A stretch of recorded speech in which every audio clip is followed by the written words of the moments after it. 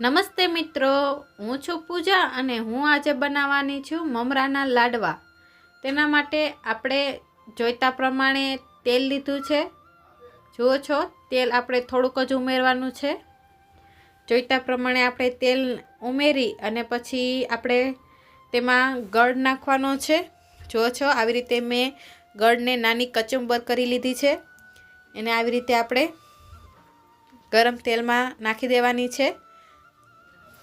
જુઓ છો, ગળ પણ આપણે જોઈતા પ્રમાણે જ લેવાનું છે, જેથી સરસ રીતે આપણી ચાસણી થઈ જાય। પછી આવી રીતે આપણે તેને હલાવતું રહેવાનું છે।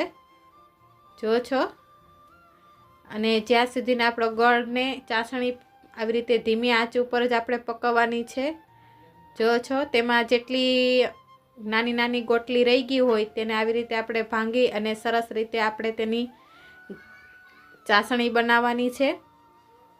ને આપણી ચાસણી બને ત્યાં સુધી જો તમે મારી ચેનલ ઉપર નવા આવ્યા હોય તો પ્લીઝ મારી ચેનલને લાઈક કરજો, શેર કરજો અને સબસ્ક્રાઈબ કરજો। અને હા, પૂરો વિડીયો જોવાનું ભૂલતા નહીં, જેથી હું તમારા માટે આવી નવી નવી વાનગી બનાવીને જરૂર લઈને આવું।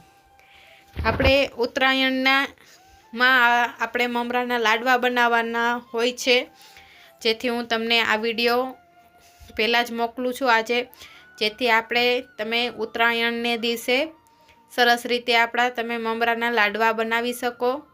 અને ચીક્કીના અને માંડવી પાકના પણ વિડીયો મારા ચેનલ ઉપર છે, તો તમે જઈને જરૂર જોઈ લેજો। જુઓ છો, આપણી ચાસણી સરસ રીતે આપણે આવી રીતે પકવવાની છે ધીમી આંચ ઉપર જ, જેથી સરસ રીતે આપણી ચાસણી પાકીને તૈયાર થઈ જાય।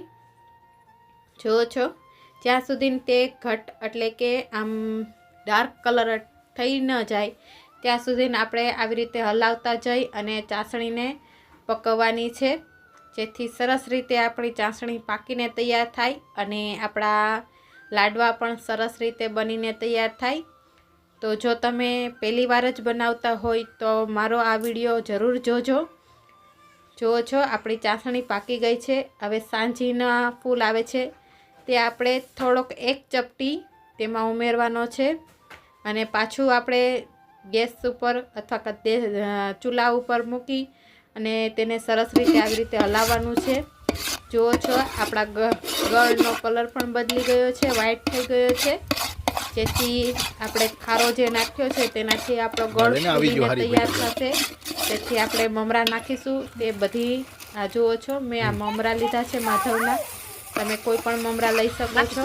અને આવી રીતે આપણે આપણી ચાસણીમાં મમરા નાખી અને આવી રીતે ફરતા આપણે હલાવી લેવાના છે। જુઓ છો, હલાવવામાં આપણે ઝડપ રાખવાની છે, કારણ કે આપણી ચાસણી ઠંડી ન પડી જાય તેની ખાસ ધ્યાન રાખજો। આવી રીતે આપણે મમરા સરસ રીતે હલાવી અને આપણે ચાસણી સાથે મિક્સ કરી લેવાના છે। જુઓ છો, આવી રીતે કરતા જઈ અને આપણે આપણી ચાસણીના હવે પાણીવાળા હાથ કરી આવી રીતે પાણીવાળા હાથ કરી અને આપણે જે સાઈઝના તમે લાડવા બનાવવા ઈચ્છતા હોય તે સાઈઝના તમે લાડવા બનાવી શકો છો। જુઓ છો, અને આમાં જો તમે રૂપિયાનો સિક્કો પણ નાખવા ઈચ્છતા હોય તો તમે નાખી શકો છો, કેમ કે ઉત્તરાયણમાં નાના છોકરાઓને વધારે એવી રીતે જ લાડવા ખાવાની મજા આવે છે કે અંદર રૂપિયાનો સિક્કો નાખેલો હોય છે, તેને ગોતવામાં તે ખાય છે। તો મારો વિડીયો જોવા માટે થેન્ક યુ બધાને। રેડી